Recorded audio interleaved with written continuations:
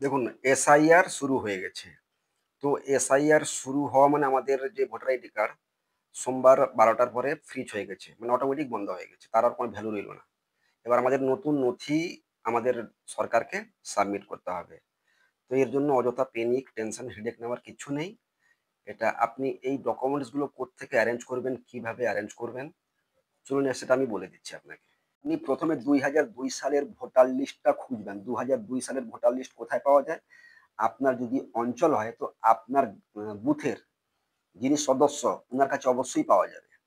উনাকে চাইলে এবার হয়তো 10-12 পাতা হবে, প্রচুর নাম থাকে তো ওতে আপনি আপনার নামটা খুঁজে নেবেন।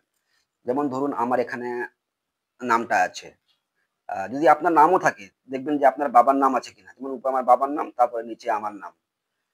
এবার যদি আপনার নাম থাকে 2002 সালে, দেখে নিন 2000, এটা 2 সালের ভোটার লিস্ট। এতে যদি আপনার নাম থাকে তাহলে আপনাকে ডকুমেন্টস দেওয়ার প্রয়োজন নেই, শুধু আপনার ভোটার আইডি কার্ড জেরক্স দিলেই চলবে। এবার যেসব ক্ষেত্রে কি হচ্ছে আপনার নাম নেই আপনার বাবার নাম আছে, সেক্ষেত্রে 11খানা ডকুমেন্টেশন বলে দিয়েছে। 11খানা ডকুমেন্টসের মধ্যে যে কোনো একটা দিলেই চলবে। তো এই 2002 সালের আপনি ভোটার লিস্টটা যে কোনো জায়গা থেকে সংগ্রহ করবেন এবং যে কপিতে আপনার নামটা আছে সেটা আপনি জেরক্স করে নেবেন। আর সঙ্গে সাইবার ক্যাফেতে গেলে এইরকম একটা ফর্ম দিয়ে দেবে। এই ফর্ম এই ফর্ম এবং ভোটার লিস্ট দুটো একসঙ্গে অ্যাড করবেন। যেহেতু আমার এখানে ভোটার লিস্টে আমার নামটা আছে, তো সেই হেতু আমি আমার ভোটার কার্ডের জেরক্স করে আগে থেকে লাগিয়ে দিয়েছি। তো যাদের ভোটার কার্ডের ভোটার লিস্টের নাম নেই তারা কি করবেন, যে 11খানা নথি আছে সেই 11খানা নথির মধ্যে যে কোনো একটা আগে থেকে রেডি করে জেরক্স করে ফাইলে রেখে দিবেন আপনার ফ্যামিলির সমস্ত পরিবারের। তাহলে আপনার সুবিধা হবে। এই কবে এই হবে হবে করব করব এইভাবে জিনিসটা ফেলে রাখা উচিত না। জিনিসটা যত সহজও না, জিনিসটা এত কঠিন না। তো ব্যাপারটা সহজ হিসেবে নেবেন না, আবার আবার ভেরি সিরিয়াস হিসেবেও নেবেন না। তো চলুন 11খানা ডকুমেন্টস দেখে নিই। যে কোনো পরিচয়পত্র, কেন্দ্রীয় সরকার, রাজ্য সরকার, রাষ্ট্রায়ত্ত সংস্থার কর্মী, পেনশন প্রাপকের পেনশন, যাদের পেনশন চলছে তাদের কোনো সমস্যা নেই। এটা খুব কম লোকেরই আছে। তারপরে 1/7/1987 সালের আগের যদি কোনো বীমা বা রাষ্ট্রায়ত্ত সেন্ট্রাল ব্যাংকের কোনো যদি পাসবই থাকে তাহলে আপনার সেগুলো দিতে পারেন পরিচয়পত্র হিসাবে। তারপরে উপযুক্ত কর্তৃপক্ষ কর্তৃক মানে আপনার যেটা বার্থ সার্টিফিকেট বলছে, বার্থ সার্টিফিকেট হলে আর কোনো প্রবলেম নেই, বার্থ সার্টিফিকেট দিয়ে দিবেন।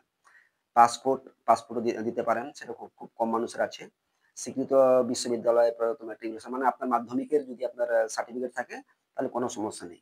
এটা মনে রাখবেন, যাদের নাম ভোটার লিস্টে নেই যদি তাদের বাবার নাম থাকে তবে এইসব ডকুমেন্টস লাগবে। তো এই মাধ্যমিকের আপনি সার্টিফিকেটটা দিয়ে দিলেন। রাজ্যের উপযুক্ত কর্তৃপক্ষ কর্তৃক প্রদত্ত স্থায়ী বাসস্থানের শংসাপত্র, তারপরে বনভূমি অধিকার শংসাপত্র, উপযুক্ত কর্তৃপক্ষ কর্তৃক অন্যান্য অনগ্রসর সম্প্রদায়, তফসিলি জাতি, তপসিলি উপজাতি মানে ওবিসি, তারপরে আপনার এসটি, সিভিল কাস্ট, সিভিল ট্রাইবের কোনো শংসাপত্র থাকলে সেটা আপনি দিতে পারেন, কোনো সমস্যা হবে না। জাতীয় নাগরিক পঞ্জি এনআরসি যাদের হয়েছে হয়নি বাদ দিন। রাজ্যের স্থানীয় কর্তৃপক্ষের দ্বারা তৈরি পরিবার পঞ্জি ফ্যামিলি রেজিস্টার করা থাকলেও চলবে। বা আপনার লাস্টে যদি কোনো বাড়ির জমি বা দলিল থাকে আপনার নামে তাহলে সেটা দিলেও চলে যাবে। যে কোনো 11টার মধ্যে যে কোনো একটা আপনাকে সেখানে দিতে হবে। তো এখানে এইসব জিনিসগুলো আগে থেকে রেডি করে আপনি সেখানে আপনি আপনার ফাইলে সেভ করে রাখবেন। আপনার ফাইলে রাখবেন, যে কোনো সময় বিএলও এলে ওদের হাতে আপনি তুলে দিতে পারবেন, তাহলে আপনার ক্ষেত্রে একটা সুবিধা হবে। এই যে অযথা পেনিক হেডেক এইসব করে লাভ নেই, কেননা টিভি খুললে এখন বিভিন্ন রকম সমস্যার কে ঝামেলা কোথায় এসব বিভিন্ন রকম মানে আপনাকে পেনিকে ফেলে দেবে। সো আপনার কাগজপত্র আপনি আগে থেকে রেডি করে রাখুন, আপনার ক্ষেত্রে সুবিধে। তাহলে এইসব ডকুমেন্টস গুলো সেভ করে রাখবেন আপনার ফাইলে। আর যখন বিএলও আসবে সঙ্গে আপনার বুথের সমস্ত দলীয় কর্মীদের এক একজন করে প্রতিনিধি থাকবেন, যারা যারা আপনাকে অটোমেটিক চেনেন। সো এত প্যানিক ভয় নেওয়ার কিছু নেই। ওনারা আসবেন, ওনাদের সামনে আপনি সমস্ত ডকুমেন্টস আপনার সঙ্গে দেখিয়ে দিবেন, আর কোনো সমস্যা হবে না।